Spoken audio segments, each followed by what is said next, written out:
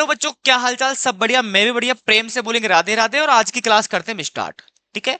अब हम बात करते थोड़ा सा पहले में अपना जो कोर्स कंटेंट है उसके ओवरव्यू से स्टार्ट करने वाला हूं और धीरे धीरे अपने टॉपिक को इन डेप्थ और इन लार्ज लेकर के चलने वाला हूं। ठीक है, तो चलिए आज हम किस पेपर की बात करने वाले हैं। सबसे पहले मैं आपको यहाँ पर पेपर का बता दूं, मैं सीएमए इंटर की बात कर रहा हूं और सीएमए इंटर के अंदर भी ग्रुप 2 की बात कर रहा हूं। और ग्रुप 2 के अंदर भी मैं आज डिस्कशन करने वाला हूं पेपर 10। और पेपर 10 के दो पार्ट हैं, एक है ए, दूसरा है बी। इसके अंदर आपके लिए कॉरपोरेट अकाउंट दे रखी है। कॉरपोरेट अकाउंट की बात कर रहे हैं तो ये बेसिकली आपके पास कंपनी अकाउंट है।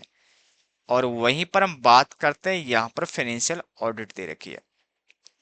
ठीक है, तो मैंने क्या बोला कि मैं ग्रुप 2 की बात करने वाला हूं, पेपर नंबर 10 का डिस्कशन करने वाला हूं। पेपर नंबर 10 के दो पार्ट हैं, एक पार्ट है ए, एक दूसरा पार्ट बी। मैं पार्ट ए की बात करूंगा, पार्ट बी की बात बाद में करेंगे। तो यहां पर दो पार्ट है, पहले पार्ट के अंदर आपका अकाउंट्स है, दूसरे में आपकी ऑडिट है। ठीक है, जो हम अकाउंट्स वाले पार्ट की बात कर रहे हैं, जो हम अकाउंट्स वाले पार्ट की क्या कर रहे हैं बेटा, हम बात कर रहे हैं, जो अकाउंट्स वाले पार्ट की हम बात कर रहे हैं, वो आपका वेट रखता है 50%। यानी कि कहें तो 50 नंबर का ये कंटेंट है, यहीं पर ये भी वेट रखता है 50 मार्क का, यानी कहें तो 50 मार्क्स का ये वाला है। तो इक्वल वेट है दोनों ही, दोनों का कोई प्रॉब्लम नहीं है। यहां प्रोबेबिलिटी है कि 50 में से, आउट ऑफ 50 में से आराम से आप लोग 40 मार्क्स लेके आ सकते हो। और यहां पर 50 में से मैं कह दूं अब 30 मार्क्स ले आओ तो हो जाता 70 यानी कि 60 और प्लस आपकी आ जाती है एग्जेम्शन। और जो आपका सब्जेक्ट बहुत ही बढ़िया माना जाता है। तो आज हम जो बात करने वाले इस पेपर की, जो हम स्टडी करने वाले हैं, पूरे पेपर के जो हम कंटेंट डालने वाले हैं, वो हम 60 प्लस की बात करेंगे, 60 प्लस से कम की बात नहीं करेंगे। ठीक है, तो हमें देखना है कि भैया इस पेपर में 60 प्लस कैसे लाना है, वो हमें देखना है। तो जो मैं पढ़ाने वाला हूं वो बेसिकली पार्ट ए पढ़ाने वाला हूं। हमारी कोशिश रहेगी कि 50 में से 50 मार्क्स लाए जा सकें। क्या सर ऐसा पॉसिबल है? हाँ, अकाउंटिंग में तो पॉसिबल है। इसीलिए हम बात करने वाले कि 50 में से 50 कैसे ला सकते हैं। और यदि हम यहाँ 50 में से 50 लेकर के आ गए तो हमें यहाँ पर ओनली फॉर 10 या 10 से ज्यादा नंबर लाने की जरूरत है, तो हमारा आ जाएगा एग्जेम्शन में। और एग्जेम्शन का मतलब है किसी पेपर में यदि हमारे 50 मार्क्स या उससे कम रह जाते हैं, 40 से ज्यादा लेकिन 50 से कम रह जाते हैं, तो उस पेपर को कंपनसेट करने का काम करता है। ठीक है, तो आज हम इसकी बात करने वाले कि भैया कंपनी अकाउंट्स जो पार्ट ए है उसके अंदर जो अकाउंट की हम जो बात कर रहे हैं उसमें क्या क्या कंटेंट है, 50 नंबर में हम क्या क्या पढ़ने वाले हैं। वन बाय वन करके हर एक टॉपिक की डिस्कशन हम यहां पर करने वाले हैं। सबसे पहले जो आपके पास जो है, जो टॉपिक है, वो है यहां पर दे रखा इंस्टीट्यूट ने, accounting of share and debenture. मैं इसको थोड़ा सा यहां पर एक थोड़ी डिटेल में बात करने वाला हूं। मैं कहने वाला हूं भैया कि बताओ अकाउंटिंग जो दे रखी है, accounting for shares and debenture, यही यही आपका टाइटल है। ये जो है आपका बेसिकली वो 10 मार्क्स को बिलोंग करता है। ठीक है, तो चलिए मैं यहां पर बात करने वाला हूं भैया शेयर से रिलेटेड या डिवेंचर से रिलेटेड जो भी आपकी अकाउंटिंग होने वाली है उसकी बात ये यहां पर करने वाला। जैसे मैं बात करता हूं इशू ऑफ डिवेंचर और शेयर, वहीं पर बात करता हूं मैं रिडम्सन। रिडम्सन, रिडम्सन किसका बताओ? डिवेंचर का। और वहीं पर शेयर का, ये उसकी बात करने वाला है। इसके अलावा बात करने वाला अंडर राइटिंग। अंडर राइटिंग का मतलब है जब हम इस शेयर को इशू करेंगे और वो हम किसी अंडर राइटर के थ्रू करेंगे तो वहां पर क्या अकाउंटिंग ट्रीटमेंट होगा, ये उसकी भी बात करता है। ठीक है, और इसके अलावा एक्सेट्रा एंड एक्सेट्रा कुछ टॉपिक अदर है। बेसिकली कहूं तो मैं ये बड़ा पार्ट है, इशू ऑफ शेयर बड़ा पार्ट है आपका। सबसे जो मेजर वाला पार्ट है वो है आपका issue of share. Issue of share सबसे मेजरली, और हाई प्रोबेबिलिटी होती है कि आपका 10 में से आउट ऑफ 8 मार्क्स यहां से आता है। सर कैसी बातें करो? हाँ, हम पास्ट एग्जाम के ट्रेंड को देखें तो हमें ये बात एनालाइज करने के बाद पता लगती है कि ये जो इशू ऑफ शेयर है इससे ही हमारे पास 10 मार्क्स में से अप टू 8 मार्क्स तो हमें यहीं से देखने को मिलते हैं। सर हाँ, देखो कैसे बात कर रहे हैं। हम बात करने वाले हैं इशू ऑफ शेयर की। इशू ऑफ शेयर के अंदर बोनस शेयर भी आते हैं, इसके अलावा आपके राइट इशू भी आता है इसके अंदर।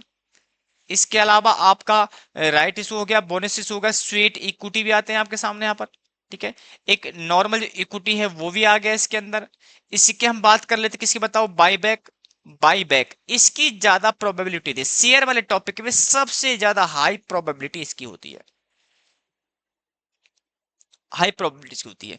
फिर हम इसके बात करें तो बोनस इशू की बात होती है, सेकंड प्रायोरिटी पर दूंगा मैं। तीन प्रायोरिटी बना रहा हूं, एक तो मैं कह रहा हूं इशू ऑफ, या मैं थोड़ा सा नीचे सिस्टमेटिक लिख दूं इसको, थोड़ा सा प्रायोरिटाइज कर दूं इसको मैं। इशू ऑफ शेयर, जो शेयर वाला पार्ट है, डिवेंचर को मैं छोड़ देता हूं, डिवेंचर में से एमसीक्यू देखने को मिलते हैं कभी कभार। ठीक है, अदरवाइज डिवेंचर मेरे लिए रिलेवेंट नहीं है, लेकिन फिर भी हम इसको कवर करने वाले हैं। मैंने क्या कहा बताओ, यहां पर बात करते हैं शेयर की, कि भैया शेयर में क्या क्या है। शेयर में दो पार्ट हैं, एक है इशू और दूसरा है बायबैक। ठीक है, बायबैक को मैं फर्स्ट प्रायोरिटी पर रखूंगा, फर्स्ट प्रायोरिटी। यहां पर बात करूंगा इशू ऑफ ऑर्डिनरी शेयर, ये सेकंड प्रायोरिटी पे है। थर्ड प्रायोरिटी की जब बात करूंगा तो इशू ऑफ बोनस। आपको इन तीनों टॉपिक में से मैक्सिमम कह रहा हूं मैं आपसे अभी भी 8 मार्क्स तक, अप टू 8 मार्क्स तक मिलेगा आपको कंटेंट, तीन टॉपिक में से। तो आपको सबसे ज्यादा जो दिमाग रखना है, आपको कंसंट्रेशन रखना है, वो यहां पर रखना है। तो आपको वहीं पर ज्यादा कंसंट्रेट करना जहां पर लगता है कि रिलेवेंट एग्जाम्पल के एग्जाम के पर्पस से ज्यादा इंपॉर्टेंट है, हम उसकी ज्यादा बात करेंगे। ठीक है, इसके बाद जब हम बात करते हैं अदर टॉपिक के अंदर, अदर टॉपिक के अंदर, तो मैं यहां पर अदर टॉपिक के अंदर अंडर राइटिंग को रखता हूं। एक चीज और, अंडर राइटर में से एमसीक्यू आने की प्रोबेबिलिटी रहेगी यदि यहां से 8 मार्क्स का आया तो, और यदि यहां से 7 मार्क्स का या 8 मार्क्स का क्वेश्चन आया तो फिर यहां पर एमसीक्यू की प्रोबेबिलिटी रहेगी। तो यानी कि आपको अंडर राइटिंग इसलिए करना है क्योंकि ये आपके लिए बहुत, ये भी इंपॉर्टेंट है। 10 मार्क्स कवर करना है तो अंडर राइटिंग तो करना ही पड़ेगा आपको। ठीक है, और यहां से तीन टॉपिक उठा लो, इसके अलावा तुम किसी को नहीं भी टच करोगे, इन टॉपिक के अलावा तुम किसी और को टच नहीं भी करोगे तो भी चलेगा, लेकिन ये आपको करने ही पड़ेंगे। इन चार टॉपिक में से आपको किसी भी टॉपिक को छोड़ने की गलती मत कर देना। यदि एक भी टॉपिक आपने छोड़ा, समझ लो कहीं ना कहीं आप नंबर को अपने दांव पर लगा बैठे हो। ठीक है, अपन को नंबरों का दाम, मार्क्स का दाम नहीं लगाना है। ठीक है, अपन को कोशिश करने की ज्यादा से ज्यादा चीजें और बेहतर से बेहतर अपन को कवर हो जाए। ठीक है ना, तो ये तो हो गया आपका इशू का। ठीक है, इसके अंदर बाईबैक, रिडम्पशन है, इशू ऑफ डिवेंचर में डिवेंचर को ये बिल्कुल नील बना सन्नाटा।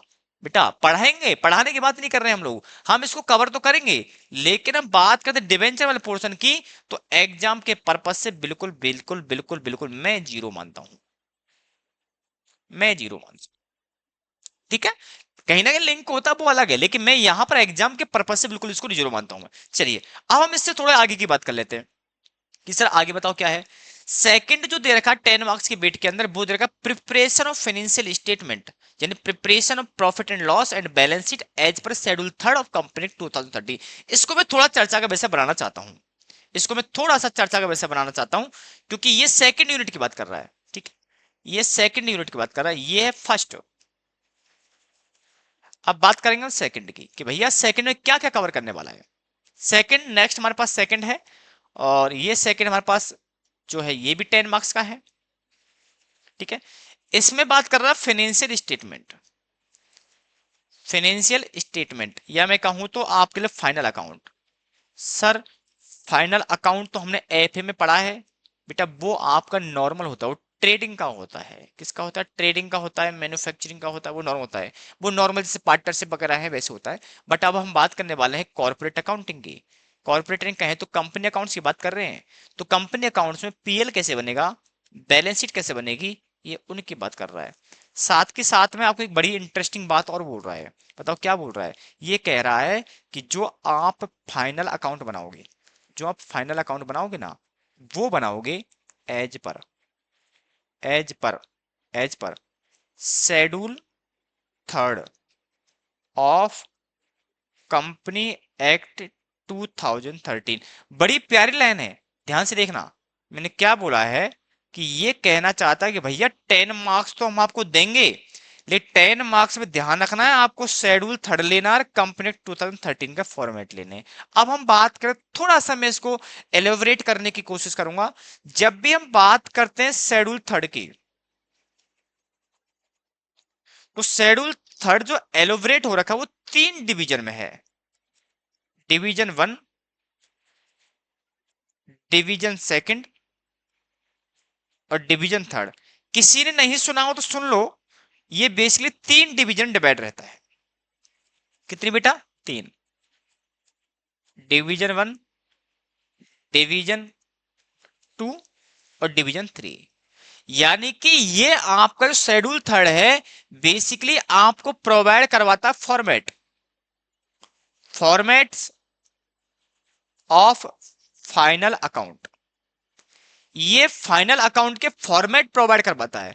लेकिन क्योंकि शेड्यूल थर्ड को हम फर्दर डिवाइड करते 3 डिवीजन के अंदर, तो पहली डिवीजन बोलती है ऐसी कंपनियां जो एएस कंप्लाई करती हैं। यानी कि शेड्यूल थर्ड की डिवीजन 1 में जो फॉर्मेट दे रखे हैं वो फॉर्मेट उस कंपनी पर लगेंगे जो कंपनी अभी भी अकाउंटिंग स्टैंडर्ड जो एएस फॉलो करती है। बात समझ में आ रही है? आप देखो AS1, AS2 इन्वेंट्री का, AS3 कैश फ्लो का, AS4 था, AS5 है, AS6 है, AS7 जो आप AS यूज करते थे आपके कोर्स कंटेंट में इंडेस का पार्ट है। मैं अभी बात कर रहा हूं आपको, हम बात करते हैं कॉर्पोरेट अकाउंटिंग की, तो कॉर्पोरेट अकाउंट के अंदर इंडेस है, AS नहीं है। हाँ, इंडेस है, AS नहीं है। और जब हम बात करते हैं एफए की, फाइनेंशियल अकाउंटिंग की, तो फाइनेंस अकाउंट के अंदर आपके पास AS है। तो ऐसी कंपनी तो एएस यूज करती हैं, उनको जो फॉर्मेट यूज करने हैं वो शेड्यूल थर्ड के डिवीजन 1 में दे रखे हैं। क्लियर है? ऐसी कंपनियां जो इंड एएस कंप्लाई करती हैं ये उन पर लगते हैं। बात को समझ में आई? पहला क्या बताओ? ऐसी कंपनियां जो एएस फॉलो करती हैं डिवीजन 1 शेड्यूल थर्ड लगेगा। ऐसी कंपनियां जो इंड एएस यूज करती हैं उन पर आपके पास लगेगा डिवीजन सेकंड। और हम बात करते हैं यहां पर आकर के एनबीएफसी, और यदि कोई एनबीएफसी है तो उस एनबीएफसी पर लगने वाला है कौन सा? बताओ बेटा, डिवीजन थर्ड। कह दू बात? मैं बात कर दू, मान लो एक एबीसी लिमिटेड है, एक एबीसी लिमिटेड है, कंप्लाई या compliances of as for accounting treatment of transaction. Transaction के अकाउंटिंग ट्रीटमेंट में एएस कंप्लाई करती है, तो बताओ तो क्या यूज करेगी ये यूज करेगी division 1 of schedule third of company act 2013। क्या ये मेरी बात समझ में आ गई आपकी? में बोलो ना। यदि कोई कंपनी है जो एएस कंप्लाई करती है अपने ट्रांजैक्शन को एडजस्ट करने के लिए या उनको प्रेजेंटेशन फाइनेंशियल स्टेटमेंट में, तो उस केस के अंदर आपको डिवीजन 1 ऑफ शेड्यूल थर्ड के आपके फॉर्मेट आप पर अप्लाई होने वाले हैं, आप उनको अप्लाई करोगे, उन्हीं फॉर्मेट का इस्तेमाल करोगे। ऐसी कंपनी जो इंडेस यूज करती है या इंडेस जिस पर लगते हैं या इंडेस वो लगाती है, उस कंपनी को भी शेड्यूल थर्ड ही लगेगा लेकिन डिवीजन सेकंड लगेगा। और जो एनबीएफसी है, मुथूट फाइनेंस है आपका, गोल्ड सुख है आपका, ठीक है, ये जो ऑर्गेनाइजेशन है NBFC non banking financial corporation, उन पर आपके लिए शेड्यूल थर्ड का डिवीजन थर्ड लगेगा। क्या मेरी बात क्लियर है? सर आप तो सिंपल सिंपल सा ये बता दो कि हमें क्या क्या पढ़ना है। मैंने बोला आपके कोर्स कंटेंट के अंदर ये और ये दोनों, ये नहीं है, अभी हम इसकी चर्चा नहीं करेंगे। अभी हम एनबीएफसी नॉर्म्स की बात नहीं करेंगे। एनबीएफसी नॉर्म्स का ओनली फॉर आपका कोर्स कंटेंट का पार्ट है नहीं है। फाइनल में आओगे तो वहां पर सीएफआर जब पढ़ोगे, कॉर्पोरेट फाइनेंशियल रिपोर्टिंग, तो वहां पर भी नहीं है। वहां पर ओनली फॉर प्रोविजन की आपको रेट बता रखी, प्रोविजन कैसे कैलकुलेट किया जाता है वो बता रखा है, अदरवाइज वहां पर भी आपके इसकी चर्चा नहीं की गई है। मेरी बात क्लियर है यहां तक कहानी? तो यानी कि आपके कोर्स कंटेंट के अंदर सिंपल सा है कि आपको डिवीजन 1 पढ़ना है, डिवीजन 2 पढ़ना है ऑफ शेड्यूल 3 ऑफ कंपनी 2013। आपको दोनों पढ़ने कि भैया ऐसी कंपनी जो इंडेस अप्लाई करती है उसके फॉर्मेट कैसे होंगे, कैसे उनके बनते हैं, वहीं पर ऐसी कंपनी जो एएस कंप्लाई करती है उसके फॉर्मेट कैसे होते हैं और वो किस तरीके से कंप्लाई करती है। मेरी बात क्लियर है? क्या एडजस्टमेंट होते हैं, क्या नहीं होते हैं, क्या होंगे, इन सब के बारे में 1 बाय 1 करके हम बात करने वाले हैं। मेरी बात क्लियर है? ये आपको छोड़ना ही नहीं है भैया, इसको छोड़ने की गुंजाइश कौन गलती कर सकता है? ये है मोस्ट इंपॉर्टेंट, क्योंकि आपको पता है आप यहां पर ओनली फॉर एक क्वेश्चन आएगा फाइनल अकाउंट का और वो होगा 10 मार्क्स का। बोलो ना, प्रेम से बोलेंगे राधे राधे, क्योंकि ये अकेला टॉपिक है जो 10 मार्क्स को बिलोंग करता है। बहुत आसान है। तो दो ही पढ़नी है आपको बेटा, क्या बताओ? एक एस के हिसाब से पढ़ना है, एक इंडेक्स के हिसाब से पढ़ना है। दोनों फर्क ज्यादा है नहीं है, फॉर्मेट का फर्क है। और फॉर्मेट आपको लर्न कराने की गारंटी मेरी है, फॉर्मेट को समझाने की जरूरत मेरी है। आप एक पढ़ोगे दूसरा ऑटोमेटिक समझ में आ जाएगा, तो फॉर्मेट का कोई लोड नहीं है। तो आपको जो सबसे ध्यान देना है वो आप यहां देना है, क्योंकि यहां पर एक क्वेश्चन प्रॉपर आएगा 100% प्रोबेबिलिटी से, हर बार आता है भैया। ये क्वेश्चन आपका हर बार आएगा, इसमें किसी प्रकार की कोई भी गलती नहीं होनी चाहिए, इसलिए इसको आराम से पढ़ना है, इसमें कोई जल्दबाजी नहीं करनी। आराम से लूंगा, 15 से 20 लेक्चर लेने वाला हूं इसी अकेले टॉपिक के ऊपर। जितने क्वेश्चन निकालने की कोशिश होगी हम उतने निकालेंगे, ये आपका इंपॉर्टेंट है, ठीक है। चलिए अब हम इसके अलावा पर आगे की बात करते, cash flow statement. Oh my God, ये तो भाई आपके लिए मान लो गॉड गिफ्ट आ गया, ये तो आपको गॉड गिफ्ट आ गया। सर कैसी बात कर, हाँ ये आपको समझ लो ऊपर वाले ने आपके लिए गॉड गिफ्ट दे दिया भैया। 10 मार्क्स का है और ओनली एक ही टॉपिक है, ओनली ऑन वन टॉपिक है जिसका नाम है cash flow statement. Cash flow statement, oh my God, मेरी बात समझ में आ रही है आपकी? मैं क्या कहना चाहता हूं कि भैया एक तो सेकंड आप पास यूनिट था जिसमें फाइनल अकाउंट पढ़ने थे, एक थर्ड यूनिट है जिसमें आपको ओनली फॉर कैश फ्लो पढ़ना है। बट यहां पर जो आपने स्टेटमेंट पढ़े थे वो एएस के हिसाब से भी और इंडेस के हिसाब से भी, यानी मैं कहूं तो डिवीजन 1 भी पढ़ना है आपको यहां पर और डिवीजन 2 भी पढ़ना है आपको यहां पर। क्योंकि आपको पता होगा कि ज्यादातर कंपनियों पर अभी भी अकाउंटिंग स्टैंडर्ड ही लगते हैं और बहुत सारी कंपनियों पर भी, यानी कि कंपनियों पर दो तरीके के स्टैंडर्ड लगते हैं, कुछ कंपनियों पर एएस लगते हैं और कुछ कंपनियों पर इंडेस लगते हैं। जब R2R का काम करोगे, रिकॉर्ड टू रिपोर्ट का काम करोगे, जब फाइनेंशियल स्टेटमेंट बनाने का काम करोगे इंडस्ट्री के अंदर, तो हो सकता है जिस कंपनी की आप बात कर रहे हो उस पर एएस लगते हो, तो आपको जो फाइनेंशियल स्टेटमेंट है वो एएस के हिसाब से बनाने पड़ेंगे, तो वो आपको सीखना पड़ेगा। वहीं पर किसी कंपनी पर इंडेस लगते हैं तो आपको फाइनेंशियल स्टेटमेंट उस कंपनी के बनाने पड़ेंगे और वो इंडेस के हिसाब से बनाने पड़ेंगे। तो इसका मतलब एएस और इंडेस दोनों की फाइनेंशियल स्टेटमेंट आपको पढ़ना पड़ेगा, नहीं तो दिक्कतें बढ़ जाएंगी। मेरी बात क्लियर है? तो इसलिए इंस्टीट्यूट ने क्या किया है, इंस्टीट्यूट ने क्लियर बोल दिया भाई एएस के हिसाब से पढ़ो और इंडेस, इसलिए दोनों डिवीजन को आपके कोर्स कंटेंट का पार्ट बना डाला। मेरी बात क्लियर बेटा? आज तक कहानी। अब आओ cash flow statement. Cash flow statement भी आपका दो तरीके का बनेगा, एक है AS3 और एक बनेगा इंड AS7। मेरी बात समझ में आ रही है? यानी कि ऊपर भी आपने फाइनल अकाउंट दो तरीके से बनाए थे, एक एस के हिसाब से, दूसरे इंडेस के हिसाब से। सिमिलर पैटर्न पर आपको कैश फ्लो स्टेटमेंट भी बनाना पड़ेगा, एक एस के हिसाब से और दूसरा इंडेस के हिसाब से। मेरी बात क्लियर है? यानी मैं क्या कहने की कोशिश कर रहा हूं आपसे, मैं सिंपल सी बात ये समझा रहा हूं आपको भैया कि आप जब कंपनी अकाउंट्स पढ़ोगे तो जहां पर रिपोर्टिंग का काम पढ़ रहे हो, जहां पर रिपोर्टिंग की बात आ रही है, फाइनल अकाउंट भी रिपोर्ट होते हैं, कैश फ्लो अकाउंट भी रिपोर्ट होता है। जब जब मैं रिपोर्टिंग की अकाउंटिंग कर रहा हूँ, रिपोर्टिंग को पढ़ रहा हूँ, तो वहां पर दो चीजें पढ़नी पड़ेंगी मुझे, एक एस के हिसाब से, दूसरा इंडेस के हिसाब से। क्योंकि आज बहुत सारी कंपनी पर इंडेस लगते हैं और बहुत सारी कंपनियों पर एएस भी लगते हैं, तो यानी कि दोनों तरीके के सिनेरियो पढ़ना पड़ेगा आपको। इसलिए यहाँ इंस्टीट्यूट ने आपके कोर्स कंटेंट के अंदर एएस का कंटेंट और इंडेस का दोनों के आपके लिए इन्वॉल्व कर दिया है। मेरी बात क्लियर है? फाइनल अकाउंट पढ़ोगे तो एएस इंडेस डिवीजन 1 डिवीजन 2 पढ़ोगे, वहीं पर कैश फ्लो स्टेटमेंट पढ़ने की बात आती है तो एस के हिसाब से करोगे और इंडेस के हिसाब से करो। अब दिक्कत ये बच्चा के दिमाग का सवाल पूछ रहा है, सर एक ही चीज को दो तरीके से पढ़ना है, बोला पढ़ना है। अब करना क्या कि जब मैं इसको पढ़ाऊंगा दोनों कॉमन करके पढ़ाऊंगा बेटा, क्या पढ़ाऊंगा, कॉमन, एएस और इंडेस दोनों कॉमन करके चलूंगा। जहां जहां पर डिफरेंस होगा उस डिफरेंस को समझा दूंगा कि बेटा यहां पर जब इस चीज की कैलकुलेशन करोगे, इसकी प्रेजेंटेशन करोगे, तो एएस में ट्रीटमेंट ये होगा और इंडेस में ये होगा। जहां पर कॉमन है वहां पर उसको हम कॉमन रहने देंगे, वहां पर हमें कुछ करने की जरूरत नहीं। इसलिए आपको टेंशन नहीं लेनी है। ऐसा मत सोचो दो दो तरीके से पढ़े ना बेटा, मैं वहीं पर आपको चेंजेस बता दूंगा कि किस टॉपिक के अंदर आपको एएस में चेंज अलग ट्रीटमेंट डालना है और इंडेस में आपको अलग ट्रीटमेंट डालना है। हम वहीं पर उसका डिस्कशन का पार्ट बना लेंगे, नोट फाइल में उसको हम करते हुए चलेंगे। क्लियर है? अब आइए नेक्स्ट हमारे पास क्या बताओ, आगे लिखा हुआ अकाउंट्स ऑफ बैंकिंग, इलेक्ट्रिसिटी और insurance company. Oh my God, ये यूनिट थोड़ा बड़ा है।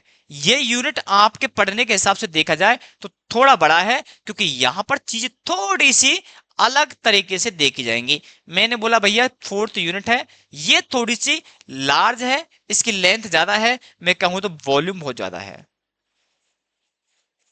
वॉल्यूम ज्यादा है इसका, क्या है बेटा, ज्यादा वॉल्यूम है। देखो वॉल्यूम ज्यादा है। मैंने बोला एक है इलेक्ट्रिसिटी कंपनी,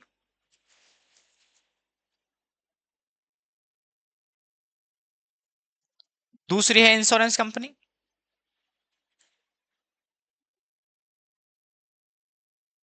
और तीसरी है बैंकिंग कंपनी।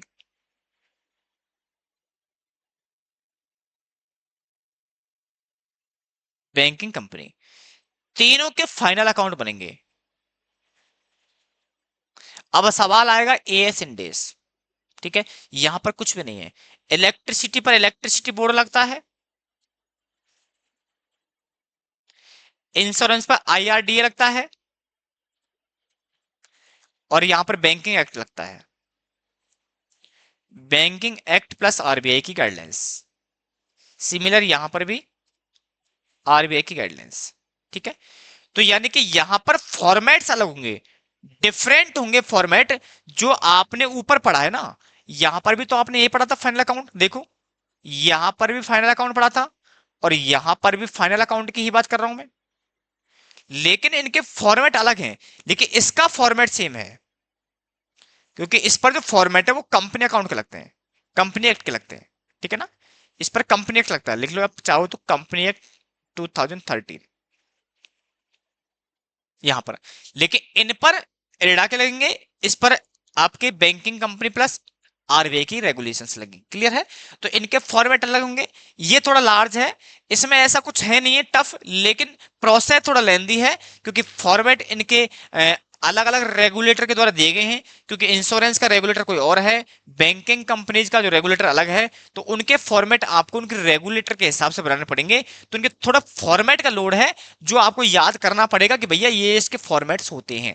ठीक है, कंपनी अकाउंट तो हम बार बार पढ़ते हैं तो ज्यादा दिमाग में दिक्कत नहीं आती, लोड नहीं आता फॉर्मेट को लर्निंग पर। लेकिन यहां पर आपको थोड़ा सा कंसंट्रेशन की जरूरत पड़ेगी, यानी लर्निंग की जरूरत पड़ेगी कि आपको तीनों कंपनियों के फॉर्मेट अलग अलग होंगे। जो तीनों कंपनी के फॉर्मेट अलग अलग होंगे तो आपको तीन तरीके के फाइनेंशियल स्टेटमेंट बनाने पड़ेंगे। ठीक है, नॉर्म्स भी अलग अलग हैं, एनबीएफसी का, सॉरी बैंकिंग का नॉर्म्स अलग है, आपका उसका इलेक्ट्रिसिटी कंपनी के नॉर्म्स अलग हैं, वहीं पर हम बात करें किसकी, इंश्योरेंस कंपनी के नॉर्म्स अलग हैं। तो कैलकुलेशन भी अलग होने वाली है और डेफिनेटली उनके फॉर्मेट्स भी अलग होने वाले हैं। ठीक है, तो यहां पर थोड़ा लार्ज है, 10 मार्क्स का है, थोड़ी यहां पर ज्यादा मशक्कत करनी पड़ेगी आपको, टाइम टेकिंग भी है, क्योंकि हर कंपनी को जल्दी जल्दी भी नहीं कर सकते, क्योंकि उनके फॉर्मेट को भी आपको माइंड में रखते हुए चलना है, तो आप उनको इतना जल्दी नहीं कर सकते।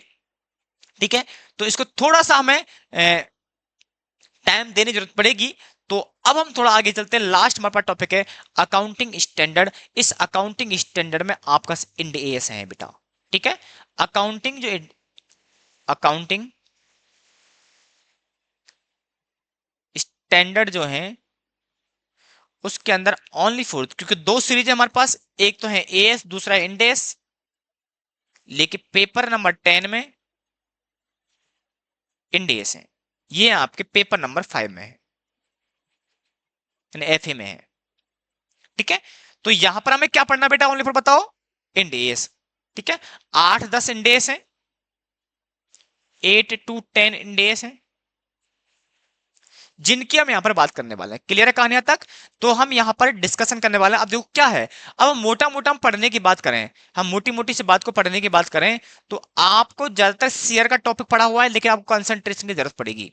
यहां पर आपको कोई भी चीज छोड़ने की जरूरत नहीं है, आपको हर चीज को अच्छे से पढ़ना पड़ेगा, कोई ऑप्शंस नहीं है। आप सोचो नहीं हम छोड़ लेते पढ़ लेते, नहीं, आपको पढ़ना ही पड़ेगा।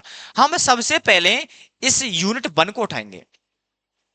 किसको बेटा? हम इसको उठाएंगे, शेयर और डिवेंचर के अकाउंटिंग को। और दूसरे नंबर पर उठाएंगे हम किसको बताओ? दूसरे नंबर पर उठाएंगे किसको बताओ? हम दूसरे नंबर पर उठाने वाले हैं हम लोग क्या? इलेक्ट्रिसिटी इंश्योरेंस वाले को ना। हटा देगा ना इसको, हाँ ठीक है। तो पहले नंबर पढ़ने वाले हम क्या?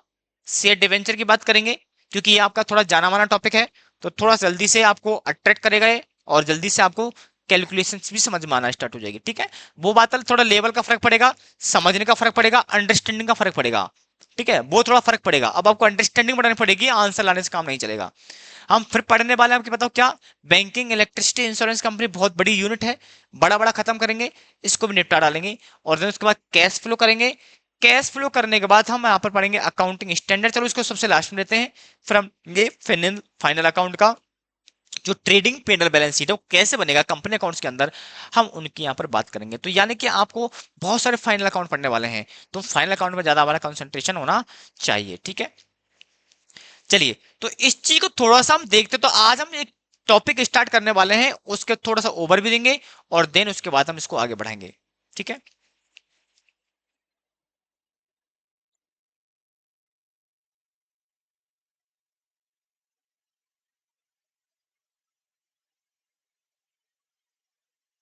चलिए, पेपर नंबर 10A जो कि 50 मार्क्स कवर करता है,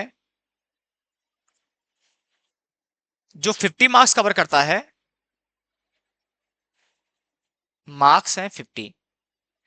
और इसका जो आपके पास टॉपिक देखा, अंडर राइटिंग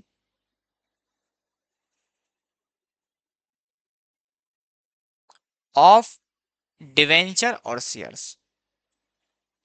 आज मैं थोड़ा सा आपको ओवरव्यू देने वाला हूं कि भैया इसमें होता क्या है, और ओवरव्यू देने के बाद फिर मैं धीरे धीरे इस टॉपिक की चर्चा करने वाला हूं। और आई होप, उम्मीद करता हूं कि आपको हर चीज बड़े कंसेप्चुअल आपको समझाने की कोशिश करूं, ठीक है। तो 50 मार्क्स का है। चलिए, अब हम बेसिकली समझते पहले ये कि भाई अंडर राइटिंग होती क्या है, क्योंकि हम अंडर राइटिंग को समझ पाएंगे तब जाकर के हम उस टॉपिक की कैलकुलेशन करेंगे। मेरा मोटिव एक ही है आपको पढ़ाने का, कि जब मैं टॉपिक को स्टार्ट करूं, या मैं कहूं तो चैप्टर का प्रैक्टिकल पार्ट स्टार्ट करूं, या मैं थ्योरेटिकल भी लिखाना स्टार्ट करूं, जब मैं नोट डाउन की बात करने वाला हूं, जब मैं राइट डाउन की बात करूंगा, तो वहां पर उससे पहले उम्मीद करता हूं कि उसके बारे में आपको यह पता होना चाहिए कि हम कर क्या रहे हैं और क्यों कर रहे हैं। यदि हमें यह पता है कि हम टॉपिक में क्या कर रहे हैं, क्यों कर रहे हैं, तो उसके ऑटोमेटिक आदि कैलकुलेशन आपके जो माइंड में कंफ्यूजन है, जो टॉपिक की डिफिकल्टी होती है, हम कहते हैं टॉपिक डिफिकल्ट है, बड़ा टफ है, ये नहीं होगा, आंसर नहीं आएगा, वो तब होता है जब हमें एक्चुअल में ये नहीं पता होता हमें कर क्या रहे हैं, इसका मोटिव क्या है। यदि मोटिव पता लग गया तो समझ लो चैप्टर की आधी डिफिकल्टी खत्म। उसके बाद फिर हमें समझना है, तो ये समझना है कि भैया एज पर कंपोनेंट के हिसाब से कैसे इसका प्रोसेस है, क्या इसके स्टेप्स हैं, किस तरीके से हम इसको प्रेजेंटेशन में डालना है। क्लियर है? क्योंकि हमें पहले यही समझना होगा कि हम कर क्यों रहे हैं। ये समझ में आ गया तो समझ लो टॉपिक आपका 50% खत्म हो जाता है। तो पहली थिंग्स मैं आपके दिमाग में ये डेवलप करना चाहता हूं कि बेटा जब हम पढ़ने की बात कर रहे हैं तो हमें यह पढ़ना है कि ये होता क्या है। चलिए, मैं छोटी छोटी बातों से स्टार्ट करता हूं। बेसिकली मैंने यहाँ पर डायग्राम्स बहुत सारी चीजें बना रखी हैं, लेकिन फिर भी मैं इनको आपको नोट करवाने से पहले कुछ चीजों को थोड़ा सा मैं आपको समझाना चाहता हूं कि चीजें हम किस तरीके से डील करने वाले हैं।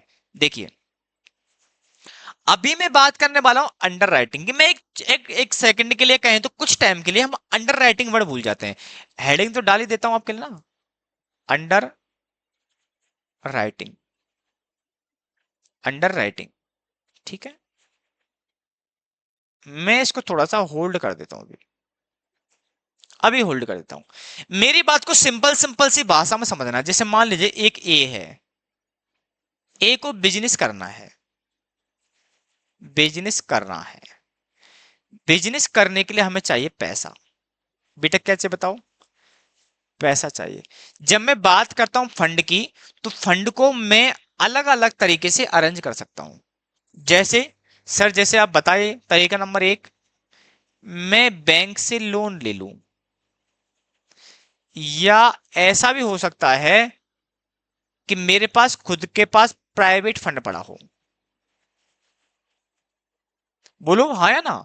मैं क्या कह रहा हूं, मैं कह रहा हूं कि मेरे पास किसी काम को करने के लिए पैसा चाहिए, और पैसे का जो अरेंजमेंट की बात करता हूं तो मेरे पास बहुत सारे तरीके हो सकते हैं। पहला तरीका ये, मेरे पास खुद का पैसा पड़ा है, उसको लगा दूं, तो इसको हम कैपिटल बोल देते हैं, भैया ऑन कैपिटल है, ठीक है ना। दूसरी बात करते हैं, हो सकता है हमारे पास पैसा ना हो, हम बैंक से पैसा लें, तो बैंक से भी पैसा ले सकते हैं। और तीसरा पैसा ये है कि हम पब्लिक से उधार ले लें, पब्लिक क्रेडिट ले लें, पब्लिक क्रेडिट ले लें, या हम पब्लिक डिपॉजिट्स ले लें। मेरी बात समझ में आ रही है? क्या सर हम पब्लिक से भी पैसा ले सकते हैं? बिल्कुल ले सकते हैं, इसका भी प्रोसीजर है, उस प्रोसीजर की भी मैं बात करूंगा। बस सिंपल सा है, मुझे बिजनेस करना है, बिजनेस के लिए पैसा चाहिए, पैसा मुझे लोन से ले सकता हूं, खुद का पैसा यूज कर सकता हूं, पब्लिक से भी उधार ले सकता हूं। पब्लिक मतलब रामू कामू, किसी से ले सकता हूं, लेकिन लेने का तरीका अलग होगा। एक तो मैं एज ए लोन ले लूं कि भैया मुझे उधार दे दे, ब्याज ले लेना, ठीक है। तो लोन के अंदर दोनों आ गए, बैंक भी मान लो, प्राइवेट लोन भी मान लो। प्राइवेट मतलब पड़ोसियों से, रिश्तेदारों से मैं ब्याज पे पैसा ले रहा हूं। लेकिन जब पब्लिक की बात कर रहा हूं, ऐसी पब्लिक की बात कर रहा हूं जो आपको जानते ही नहीं है, फिर भी तुम उनसे पैसा ले रहे हो, लेकिन उसको पैसा लेने का तरीका अलग अलग है। जैसे आपने बचपन में पढ़ा होगा कि हम इशू ऑफ शेयर करते हैं, इशू ऑफ शेयर्स और डिवेंचर्स। हम पब्लिक से जब पैसा लेते हैं तो सिक्योरिटी इशू करते हैं, एक एविडेंट देते हैं कि भैया देखो हमने आपको, मेरे पास एप्लीकेशन है, उसमें सिग्नेचर हो रखा होगा, और वो सर्टिफिकेट जो है, शेयर सर्टिफिकेट जो है, वो इस बात का दावा करता है कि मैंने इसे उधार ले रखा है। मेरी बात समझ में आ रही है? यानी कि जो आपने शेयर इशू किया है, आप शेयर इशू को मतलब क्या, एक कागज का टुकड़ा, आज का तो डिजिटल होता है, ओनली फॉर आपके अकाउंट में वो पड़ा हुआ सर्टिफिकेट, और वो सर्टिफिकेट इस बात का सबूत है कि मैंने इस व्यक्ति से पैसा लिया है, और उस व्यक्ति के लिए यह बात सबूत है कि मैंने इस कंपनी को उधार दे रखा है। मेरी बात समझ में आ रही है? जब हम किसी सिक्योरिटी के थ्रू पब्लिक से पैसा लेते हैं, उसी को बोलते पब्लिक से फंड लेना। मेरी बात समझ आ रही है? जब हम कोई कंपनी पब्लिक से पैसा लेती है लेकिन बदले में सिक्योरिटी इशू करती है, कोई सबूत देती है, एविडेंस देती है, तो उसी को हम क्या बोलते हैं बेटा? Issue of securities, issue of share, security में शेयर डिवेंचर और मार्केटेबल सिक्योरिटी और भी आती है। लेकिन अभी मैं ओनली फॉर बात करूंगा शेयर डिवेंचर की। तो क्या हुआ, कंपनी को पैसा चाहिए, पब्लिक से लिया, बदले में सिक्योरिटी इशू कर दी है, यानी कि डॉक्यूमेंट जारी कर दिया है, तो उसको बोलते हैं सिक्योरिटी इशू करना। उसी को बोलते हैं पब्लिक से पैसा लेना, पब्लिक से डिपॉजिट्स लेना, हम उसी की बात कर रहे हैं। तो जब हम पब्लिक से डिपॉजिट्स लेते हैं तो इसके लिए कंपनी एक्ट के अंदर अलग अलग क्या अपने पास बहुत सारी गाइडलाइंस दे रखी हैं, हमें उस गाइडलाइंस के अनुरूप लेना पड़ेगा, सेबी में रजिस्टर्ड कराना पड़ेगा, हमें सेबी की परमिशन लेनी पड़ेगी। ऐसे नहीं लेते भाई, ऐसे तो कोई भी कागज लिख दिया भाई दो पैसा, कोई भी दे देगा? नहीं देगा। आपको सेबी में रजिस्टर्ड करवाना पड़ेगा, कंपनी एक्ट के नॉर्म्स आपको कंप्लाई करने पड़ेंगे, वहीं पर सेबी की गाइडलाइंस फॉलो करनी पड़ेंगी, तब जाकर के पब्लिक से आप पैसा ले सकते हो। तो मैं उस लॉ की तरफ नहीं जा रहा कि पैसा कब मिलता है, मैं बस इतना कह रहा हूं कि आप बैंक से लोन ले सकते हो, मामा काका ताऊ भाई भतीजा सबसे लोन ले सकते हो, खुद के पास पैसा पड़ा वो लगा सकते हो, ये सारे विकल्प नहीं है, पब्लिक से पैसा ले सकते हो। पब्लिक से पैसा लेने की सारी फॉर्मेलिटी पूरी करो तब लो पाओगे। अब बात उसी की कर रहे हैं, हम पब्लिक से पैसा लेने गए, तो जब पब्लिक से पैसा लेने जाते हो तो कंपनी गवर्नमेंट भी बोलती है, यहां पर लॉ भी बोलता है कि भैया ठीक है पब्लिक से पैसा ले लो, लेकिन पब्लिक भी तो इंटरेस्टेड होनी चाहिए ना आपके अंदर। तो कंपनी एक्ट और सेबी बोलती है कि देखो जो आप है, आप जो पैसा ले रहे हो उसके लिए मिनिमम सब्सक्राइब तो आना चाहिए। मिनिमम सब्सक्राइब का मतलब क्या वो भी समझते हैं आज, ठीक है ना। मिनिमम सब्सक्राइब का मतलब होता क्या है, ठीक है ना। मैं थोड़ा सा एक बार नया पेज ले लूं यहां पर, क्योंकि थोड़ा सा मुझे डिफिकल्टी हो रही है यहां पर आकर के चीजों को।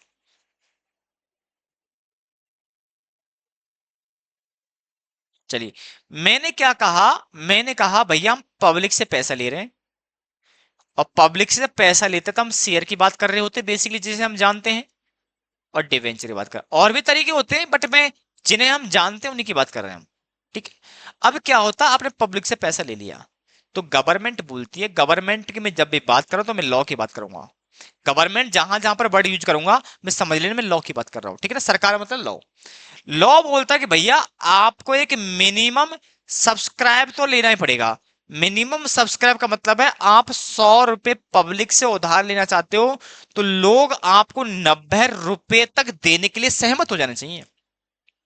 आप मान लो कि जैसे मान लो छोटा चलते हैं, आप मान लो मार्केट गए, आप मार्केट गए, आपके बड़ा पाव की दुकान है, किसकी बेटा बताओ? बड़ा पाव, बड़ा पाव, आपकी बड़ा पाव की दुकान है, बड़ा पाव आपका 100 है। आपको मान लो कि यहां पर दुकान लगानी है, गवर्नमेंट बोलती है यहां दुकान लगा लोगे, लेकिन याद रखना आपके 90 पाव कम से कम पर डे बिक जाने चाहिए। आप 90 पाव कम से कम बेच दोगे ना, तभी दुकान लगा पाओगे आप।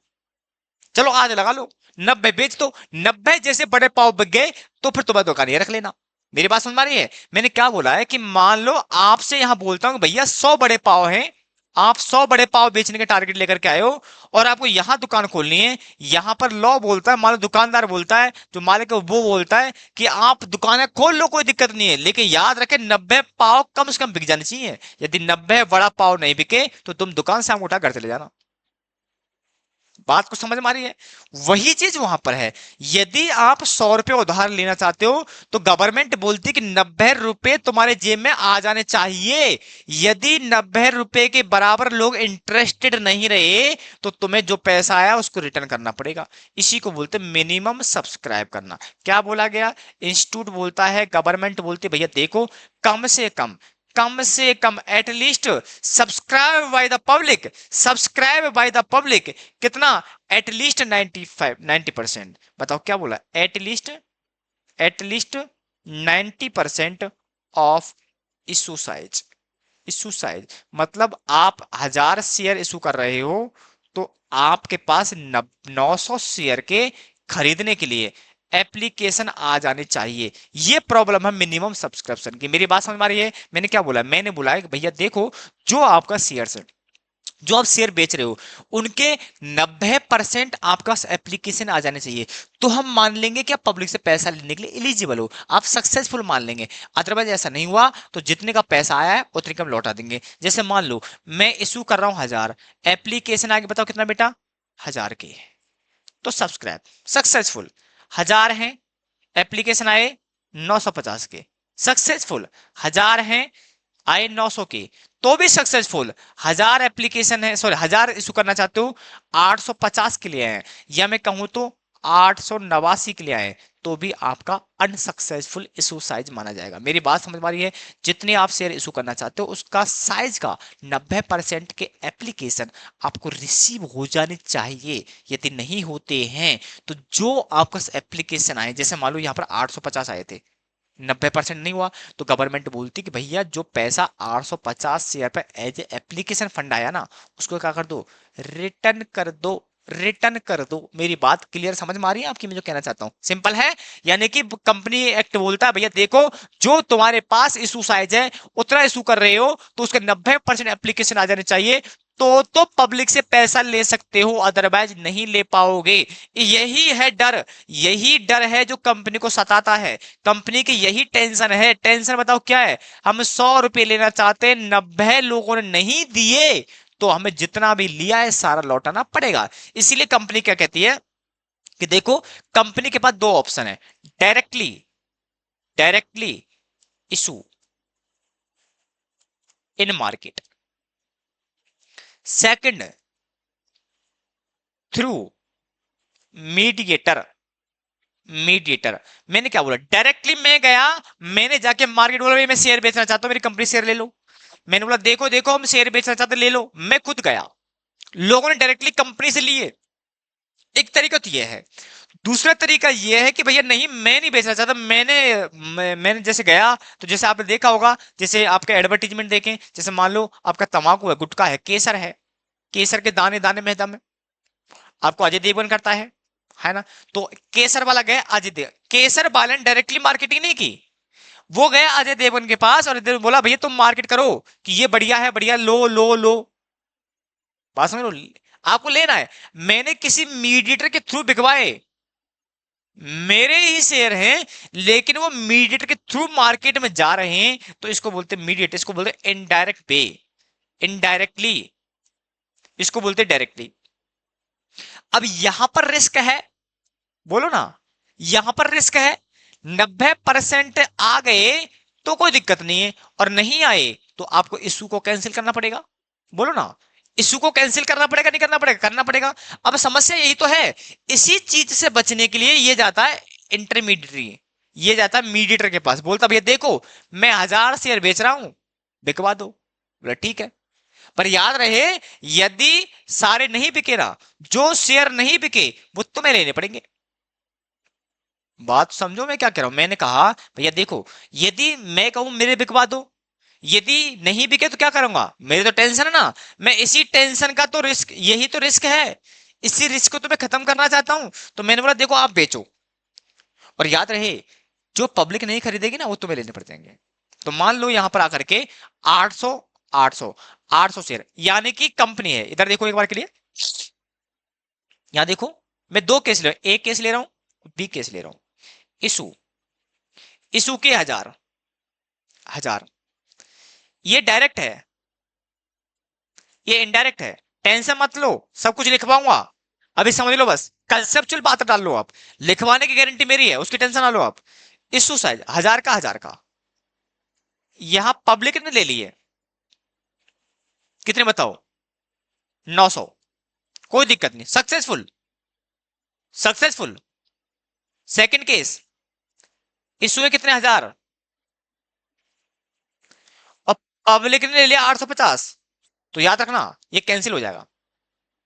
जो अमाउंट आया है 850 शेयर पर, वो आपको रिटर्न करना पड़ेगा। यही तो टेंशन थी, यहां ऑप्शन था क्या, बोला कि पब्लिक नहीं खरीद मैं खरीद लेता हूं।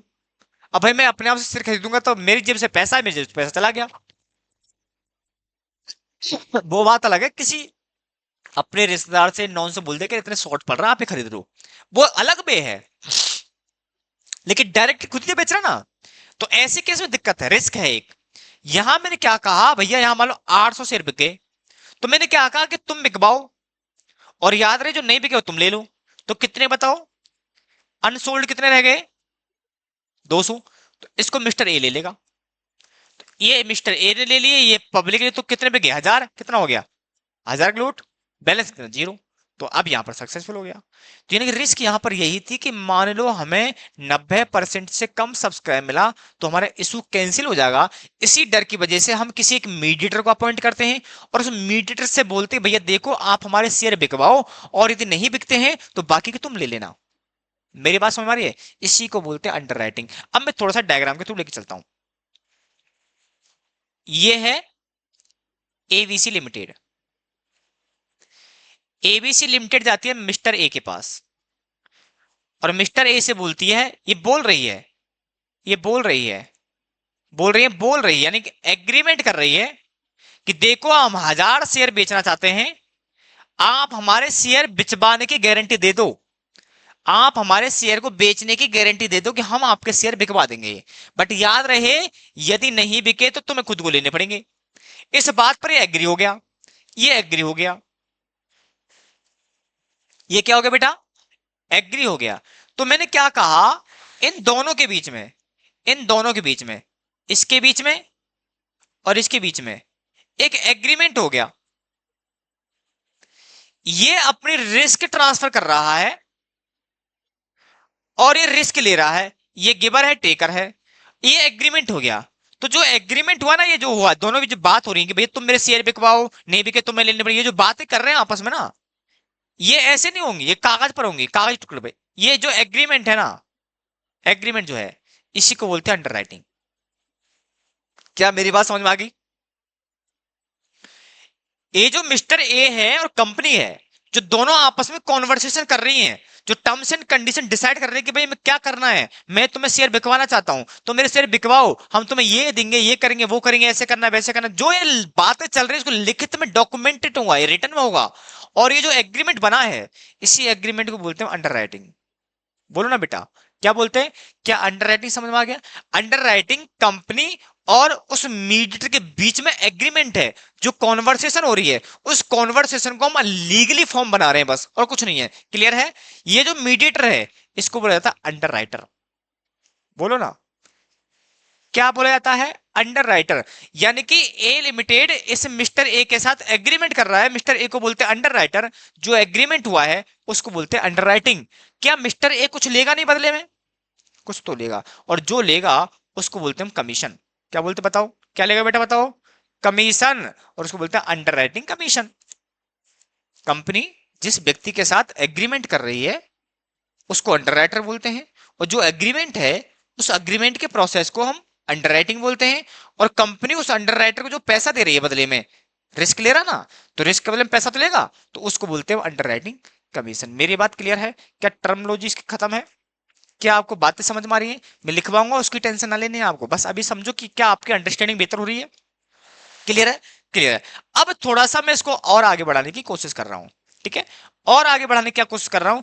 मैं कह रहा हूं कि भैया निकालना क्या है, कैलकुलेट क्या करना है? कुछ नहीं करना है। मैंने बोला ना 100 है तुम बिकवाओ, नहीं बिके तुम्हें लेने पड़ेंगे। वो माय गॉड, क्या मैंने क्या बोला? देखो, मैंने बोला कि हम शेयर हैं, मे बी सी लिमिटेड है, मिस्टर ए के पास गई, बोला कि तुम हमारे शेयर सेल करवाओ। क्या करवाओ? सेल। और नहीं बिके, किसको करवा दो? पब्लिक में बेचो। और नहीं बिचे, यदि नॉट सेल, तो आपको लेने पड़ेंगे। क्या करने पड़ता है? आपको लेने पड़ेंगे, लेने पड़ेंगे, आपको लेने पड़ेंगे। बात मेरी समझ में आ रही है? यदि ये लेने पड़ेंगे तो यही सवाल आता है कि अंडर राइटर की कितनी लाइबिलिटी है। Liability of under writer. Oh my God sir, बहुत आसान हो गया। मैंने बोला मैं 1000 शेयर बिकवा रहा हूं, जो पब्लिक में बिक गए, जो पब्लिक ने खरीद लिए, उनको हटा दो, जो बचे कुछ जो बैलेंस बचा है वो अंडर राइटर को लेना पड़ेगा। बोलो ना, यस और नो? वो अंडर राइटर को लेना पड़ेगा, और जो अंडर राइटर को लेना पड़ेगा उसी को बोलते हैं हम लाइबिलिटी। उसी को बेटा क्या बोलते बताओ? लाइबिलिटी। उसी को हम क्या बोलते बताओ? लाइबिलिटी। लेना पड़ेगा। कितना लेना पड़ेगा, इसी की हम यहां पर बात करने वाले हैं। मेरी बात क्लियर है आता बेटा? तो बताओ कैसे निकलेंगे? देखो, total issue less subscribe by public, जो बैलेंस बचेगा वो लाइबिलिटी है, वही लाइबिलिटी है। बताओ, क्या मेरी बात समझ में आ रही है? मैंने 100 शेयर बिकवाना चाहता हूं, 100 शेयर की जिम्मेदारी दी, 100 शेयर बिकवाऊं, उनमें से 50 बिक गए, 50 नहीं बिके, वही तो अंडर राइटर को लेने पड़ेंगे। उसी की बात कर रहा है, उसी की कैलकुलेशन की बात कर रहा है। तो मुझे बताओ, क्या मोटी मोटी बातें पता लग गई आपको? मैंने क्या बोला? कितने शेयर लेने पड़ेंगे, यही निकालना है इस टॉपिक में। अंडर राइटिंग, अंडर राइटिंग के अंदर को यही निकालना है कि अंडर राइटर को कितने लेने पड़ेंगे, और उसको कितना कमीशन देना है, और नेट ऑफ में कितना लेना है। क्योंकि भाई कुछ क्या होगा, पब्लिक ने भी तो खरीदे, और जो पब्लिक ने खरीदे वो पैसा किसके पास होगा? वो पैसा किसके पास होगा? कंपनी के पास गया होगा। तो जो शेयर नहीं लिए पब्लिक ने, वो तुम्हें लेने पड़ेंगे, तो तुम्हें पैसा देना पड़ेगा। और क्योंकि तुमने रिस्क ली है तो मुझे कमीशन देना पड़ेगा। तो दोनों को नेट ऑफ कर लूंगा ना मैं। 100 रुपए लेने हैं, 200 देने, तो 200 100 रुपए दे दूंगा। तो यानी कि 3 चीज निकालनी है, वो लेगा कितने, उसका कमीशन कितना बनता है, और तीसरा में नेट सेटलमेंट कितना करना है। बस 3 बातें निकालनी है। मेरी बात क्लियर है? यहां तक की बात क्लियर है? तो हम इसकी क्लास को फिर आगे कल से नोट डाउन करने का बात बढ़ाएंगे, और डेफिनेटली फिर हम इनकी 1 बाय 1 करके चर्चा करने वाले हैं। ठीक है? तो ये बड़े ही मजेदार टॉपिक्स हैं जिनकी हम चर्चा करने वाले। देखिए, ये पूरा नोटिंग हो रखा है, मैंने एग्जाम्पल दे रखा है। ऑब्जेक्टिव ऑफ लर्निंग हम किस तरह के पढ़ने वाले हैं, सब कुछ लिखा हुआ है। देखो यहाँ सब कुछ लिखा हुआ है, ठीक है ना? लिखा हुआ है डेफिनेटली। ये मैंने ओनली फॉर फास्ट ट्रैक के उस टाइम लिया था, तब का है ये। अदरवाइज हम इसको डिटेल में बात करने वाले हैं इसके बारे में, ठीक है? तो 1 बाय 1 करके सारी चीजों को हम चर्चा करने वाले हैं, ठीक है? थैंक यू सो मच, और बने रहिए हमारे साथ। और डेफिनेटली आपको पूरा कंटेंट मिलने वाला है। पूरा सब्जेक्ट क्या क्या कवर होगा हम बीच में डिस्कस करते रहेंगे। अभी हम टॉपिक पढ़ते रहेगा, ठीक है? जब आएगा तब हम इसी बात करते रहेंगे, ठीक है?